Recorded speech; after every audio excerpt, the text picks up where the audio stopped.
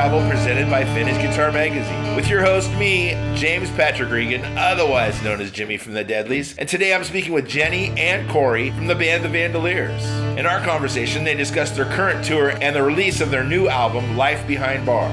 Jenny talks about her role as the frontwoman of the band and Corey as the important utility musician. And Jenny describes the role Marty Stuart had on the band and how the band started. The two talk about their guitarist who broke his finger at his day job, which sidelined him for the tour, and how a friend stepped forward and filled in. They talk about gear, particularly Jenny's Gibson J180 and her J200, and her guitar she uses for her pop-punk side project, the Tom Girls. Jenny describes her songwriting process, being the principal songwriter in the band, with her songs describing her experiences as a trans woman. The two describe their influences for their type of outlaw country music, most of which they've shared the stage with. And finally, the two describe what they do when they're not on tour. To find out more about the Vandoliers, you can go to their website, vandoliers.com. That's VANDOLIERS.com. Please subscribe, like, comment, share, and most of all, review this podcast. I'd really appreciate it. And please support Vintage Guitar Magazine and all the wonderful things they do for us guitar players, because they do so many wonderful things for us guitar players. Here's Jenny and Corey.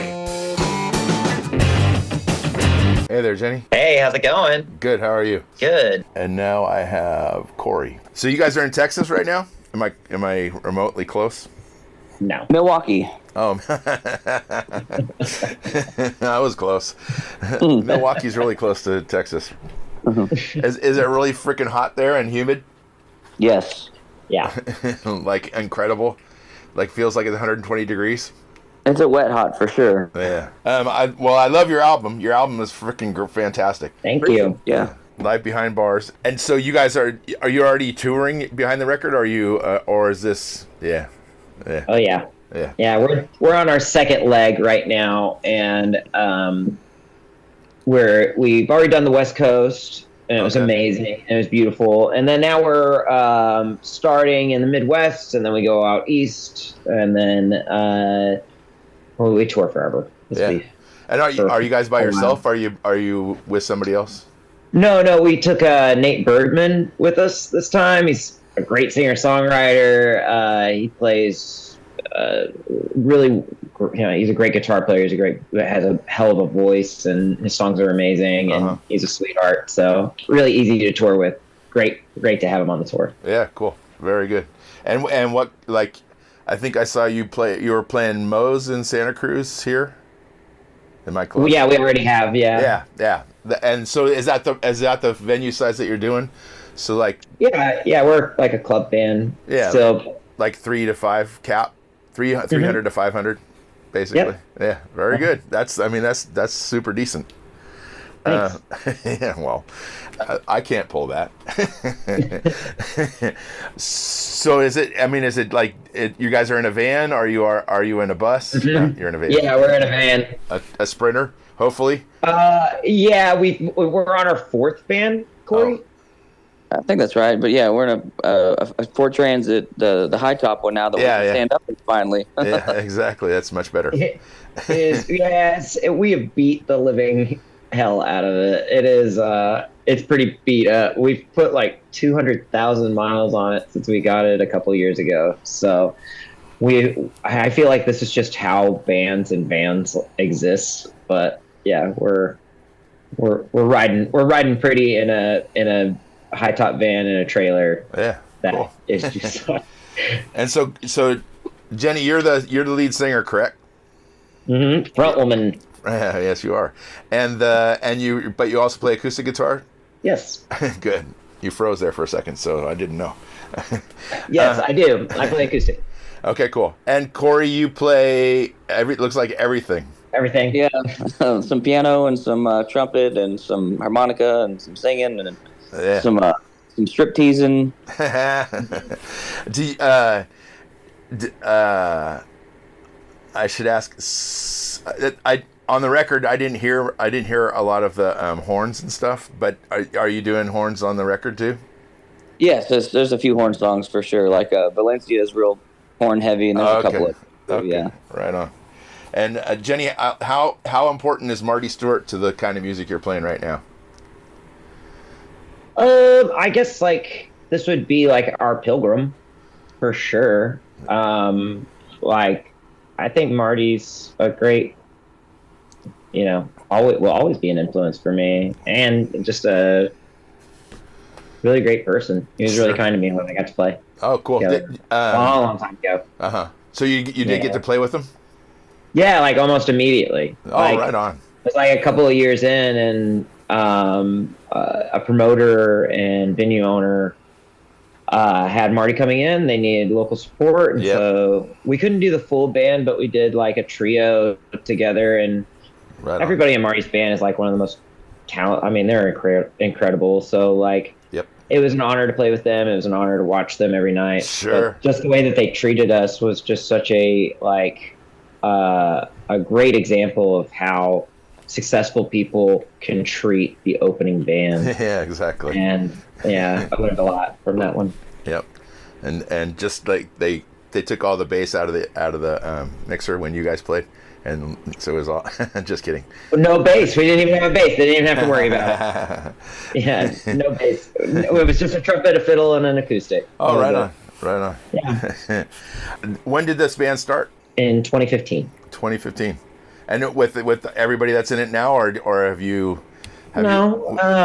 It's been Corey and I and Travis and Mark have been together since the band started touring. Okay. And Trey, our drummer now, was on the first tour. Okay. But it's just kind of had an ebb and flow of a couple band members here and there. Like right now, like our guitar player Dustin, who recorded on the record and has been in the band forever, has like a really bad broken finger. So our buddy Patrick is playing bass, and Mark, our bass player, is playing guitar. Oh my God! I think this band is just we just have to make it to the gigs. So we just always kind of ebbed and flowed, and obstacle is the way there. So. Yeah. Well, I appreciate your you got your conviction to to making it work. So how did Captain D break his fingers there?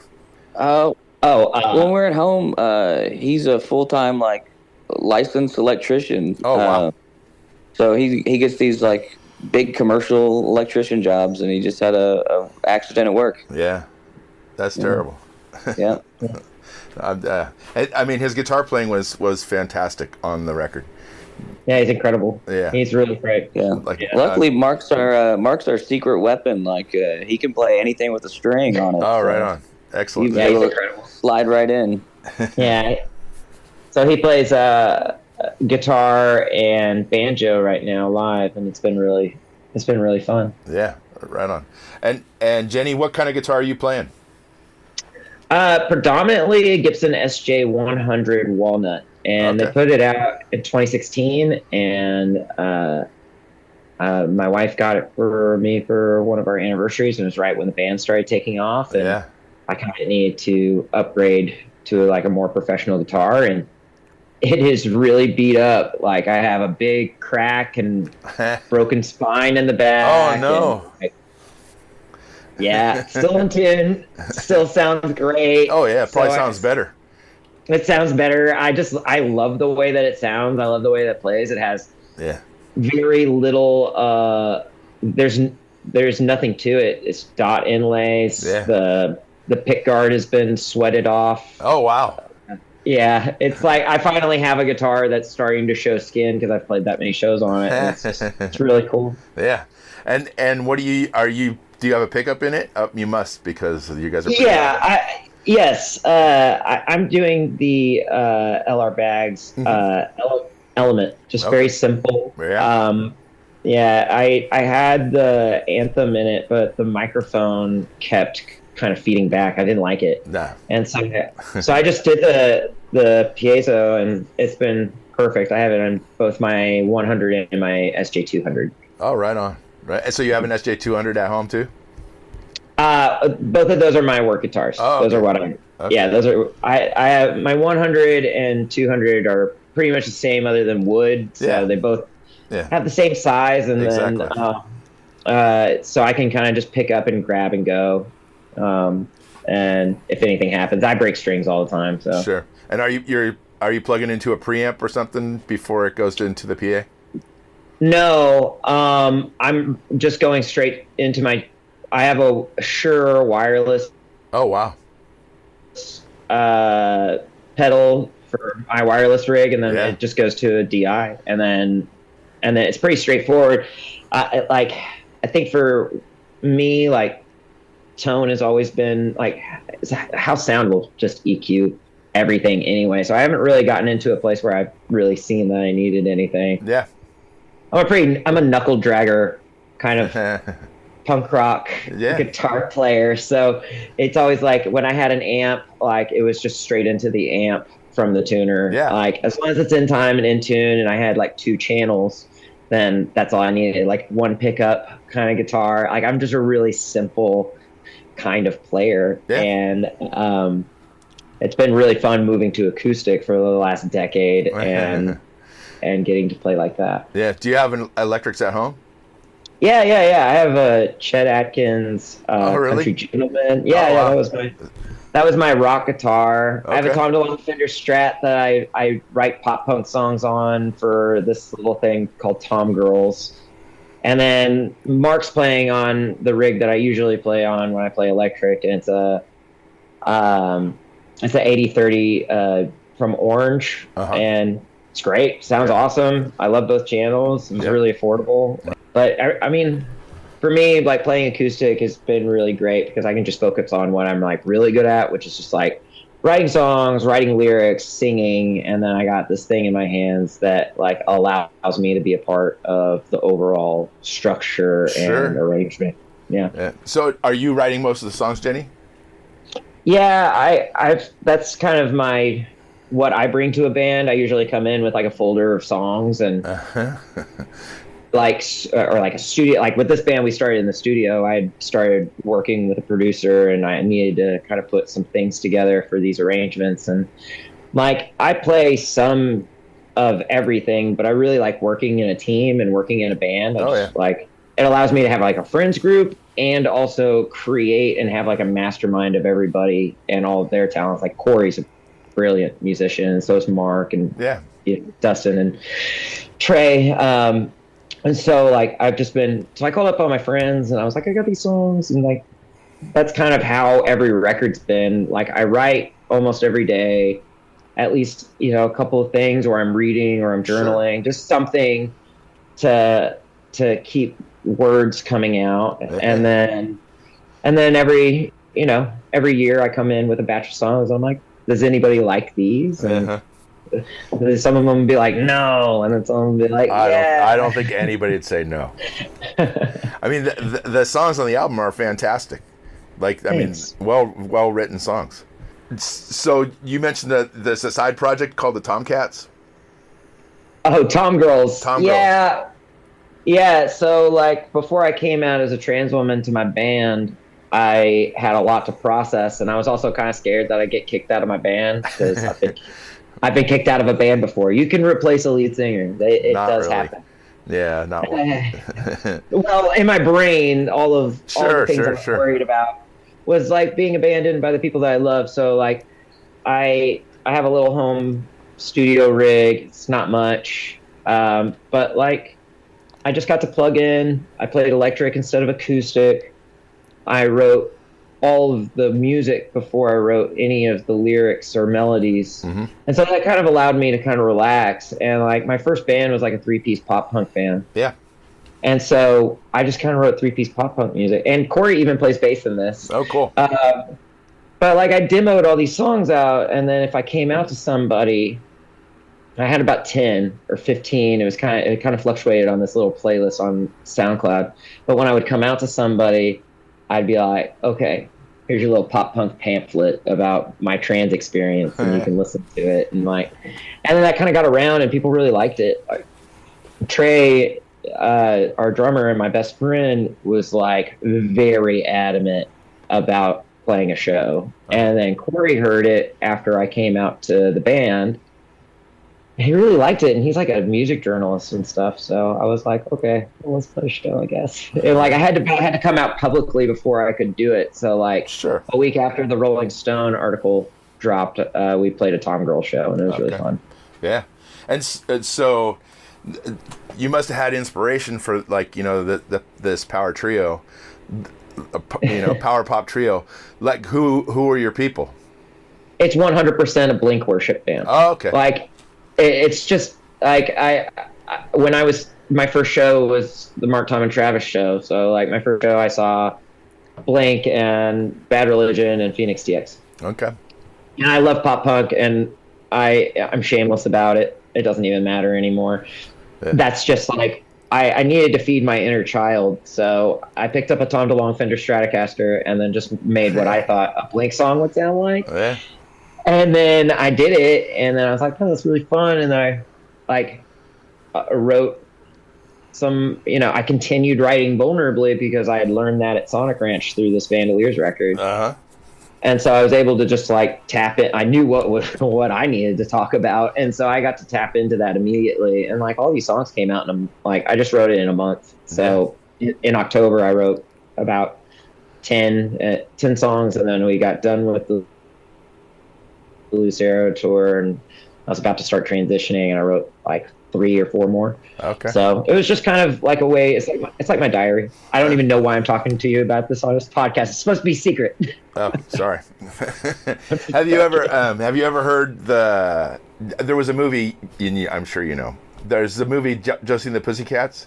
Did you ever hear the soundtrack to that album? Yes. Corey, talk about this for a second. Well, I mean, that's the first thing I said when we were starting this side project. It's like, we got to cover that main song from fucking Josie and the Pussycats. Oh, you know what? That whole album, with the exception, so good. The whole album was fantastic, and with the exception of the 2 boy band songs, but yeah, for real. Yeah, but that album is fantastic. I mean, and the playing is over the top. Oh, it's great. Yeah. Corey, you're right on the pulse. I'm telling you. We got to do that. So when we get home, now we're going to do a Tom Girls song. And then my manager's going to be like, why did you spend this whole podcast talking about Tom Girls? Well, no. We're going back to the Vandoliers. We talked about Marty Stuart, but who are the other influences for the Vandoliers? Like, Lone Justice? No. Yeah. Well, I mean, like, I feel like all of the early cowpunk stuff is like, you know, all the Alejandro Escobedo projects, the Jason and the Scorchers, X. These are all bands like we played with, and they have like. You're not old enough to play with some of those bands. No, it's true. It's true because we do like the Outlaw Country Cruise. I played with Jason. Oh wow. In Belgium, and then him and Wagner were on the Outlaw Country Cruise, and then like we were on Bloodshot Records with like all of it's weird. It's like we've played with all of these legends, and they've all been like, yeah, you're all right. You know, like, and it's been really cool. Like Jason came up to me after we played in Belgium together, and like Social Distortion's on, like playing like 6,000 people, and he really wanted to talk to me, like for a minute. And I had watched his set, and he's incredible and high energy, and we related on that because we both move around a lot. And then like everybody on the Outlaw Cruise loves us. We're going to be back next year. The whole Mojo Nixon scene just helped kind of cultivate us too. Sure. So that like puts us with like Rosie Flores. But for this record, big bands that we were feeding off of kind of weren't in the mix with this. I think Ted made us really focus on who we were. Sure. And that was kind of the hardest part when we were writing records before. Like before, you'll hear like Turnpike Troubadours, Old Nice Sevens, Lucero, Flogging Molly, Dropkick Murphys, like Gaslight Anthem, all these records that like Ted had been a part of, and also like were in our scene and we toured with. But I feel like this was the first time that Ted was that we went into the studio, and we were kind of like a 10-year band's kind of hard to be in sometimes. Like you're like, where do we go now? Like what is this band doing? What's the mission? Like, why go another 10 years if not, like, because I mean, we're all married, so it's not for chicks, we're all broke, so it's not for money, and like, we're not famous, so like, it's not fame. Like, why are we doing this? Because you're a gang. Yeah, but it's also like, now we know that we're there to be visible for people who feel invisible. Sure. And like, we didn't know that at the time, but as the songs kind of got deeper and deeper and deeper, and the content of like what we're writing about, like Corey's writing about mass shootings, I'm talking about like religious indoctrination and gender dysphoria and sobriety, and it's like, we needed to find what we were, and Ted made us a Texas band. So the influences on this record are really like more or less feelings and like cultural roots of what being a Texan is like. And it was more of like kind of taking textures instead of riffs, and taking like, I don't know, like in Valencia, the horns, and it just sounds like the border. It sounded like the desert we were in. Sure. We were talking about Spain, but the sounds of, border Texas is just right there. Oh, yeah. And Ted's so good about bringing the regional sound of an artist out and putting it in full volume. And I think he just made us a Texas band on 10. It's just great. Did you guys both grow up in Texas? Yes. Okay. Yeah, right on. And so outside of well, first off, what, and excuse my ignorance, but what is the name Vandolier? Did you guys come up with that, or is it something that I should know? No.